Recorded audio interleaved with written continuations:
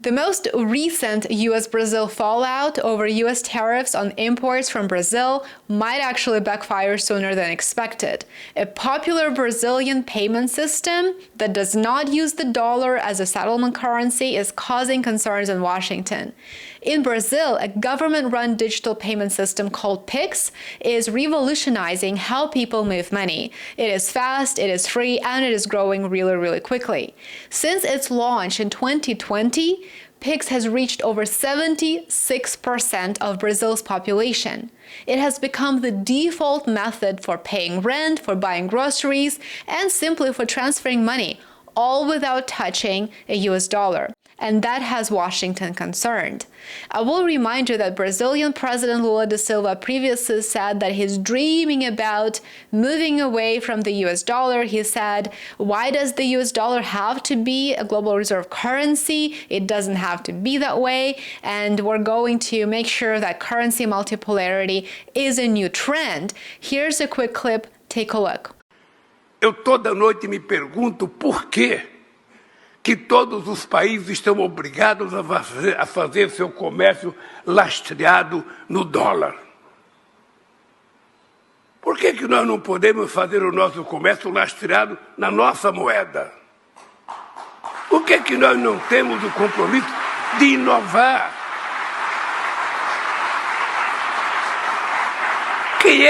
Quem é que decidiu que era o dólar a moeda depois que desapareceu o ouro como paridade?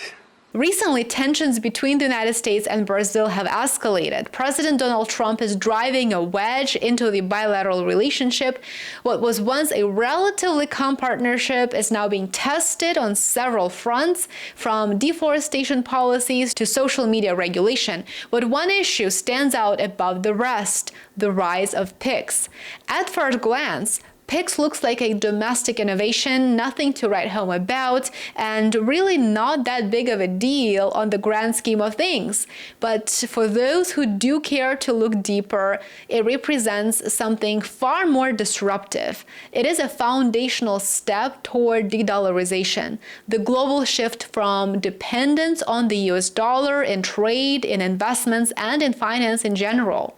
And in the eyes of many in Washington, that is a direct threat to America's global leverage. So in response, the Trump administration has opened a trade investigation into whether Brazil is unfairly favoring Pix over US-based credit card giants like Visa and Mastercard. Officials argue that by promoting Pix, Brazil is sidelining American financial institutions in Brazil and undermining free competition, again, in Brazil.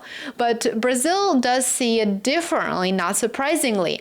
And of course it should. Why would a country continue supporting the US economy if the United States government wages economic war on it? It would be a silly thing to do, wouldn't it? Unless, of course, it is used as a leverage to gain greater benefits. Now, for Brazil, Pix is not so much about de-dollarization, but it is about inclusion. It is about giving millions of unbanked citizens access to the digital economy. So for the first time, street vendors, gig workers, and pensioners can transact instantly without fees or red tape. And so Pix isn't just a payment app, it is a financial form of empowerment in Brazil. And this is really the focus of this video. When I discuss de-dollarization, my focus is on the benefits of increased usage of local currencies for emerging economies and enabling emerging economies to expand. Unlike the popular narrative of being anti-American, currency multipolarity focuses on expanding economic growth of developing economies rather than positioning them as an anti-American tool. That entire narrative of good versus evil, of being pro-dollar versus anti-dollar and pro-local currencies, that entire narrative is manufactured by Western pundits who are afraid that the world is now on the path to having alternatives to Western financial dominance. As President Trump has directed, we are going to keep the U.S. the dominant reserve currency in the world, and we will use stable coins to do that. Thank you. The geopolitical implications of developing such a government-run settlement platform are impossible to ignore, of course. According to former Brazilian diplomat Philip Yang, PIX operates outside the traditional U.S. dollar-dominated ecosystem. It is already moving over $450 billion per month, and it is interoperable with emerging systems like BRICS Pay, which is a new initiative from Brazil, Russia, India, China, and South Africa, and it is designed to enable direct currency exchanges without routing them through the SWIFT network. And that is exactly the point of this. SWIFT, which is a Belgium-based system for bank messaging, is tightly aligned with U.S. financial oversight and sanctions. It has been a key tool in enforcing American foreign policy. But alternatives like PIX and BRICS Pay challenge that dominance. They propose a future where Washington can just flip a switch to freeze an economy or to punish a judge, to punish a politician, or even an entire nation like it did in Syria, in Russia, in Venezuela, in Cuba, and in so many other countries by locking them out of the dollar-based system. That's where Trump's most recent moves comes in. The administration announced a 50% tariff on Brazilian exports and imposed a visa ban on Brazilian Supreme Court judges involved in the trial of former President Bolsonaro, who faces accusations of participating in a coup attempt. These judges are not fringe figures, by the way. They are among Brazil's most senior legal officials.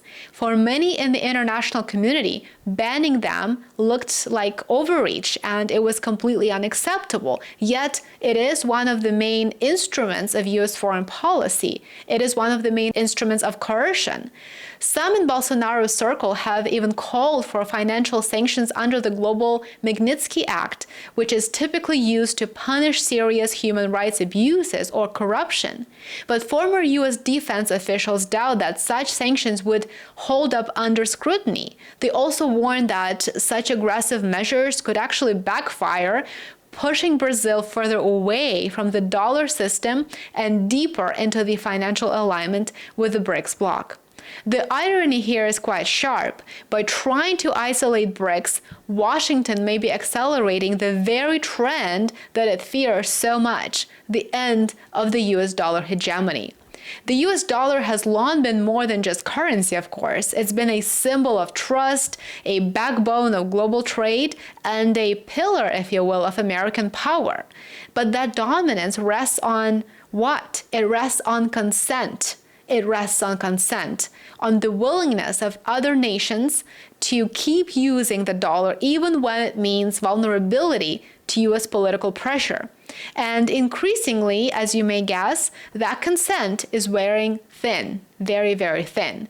China, the world's largest exporter, is already settling more trade in yuan than in dollars with key partners. India and Russia have explored ruble and rupee arrangements.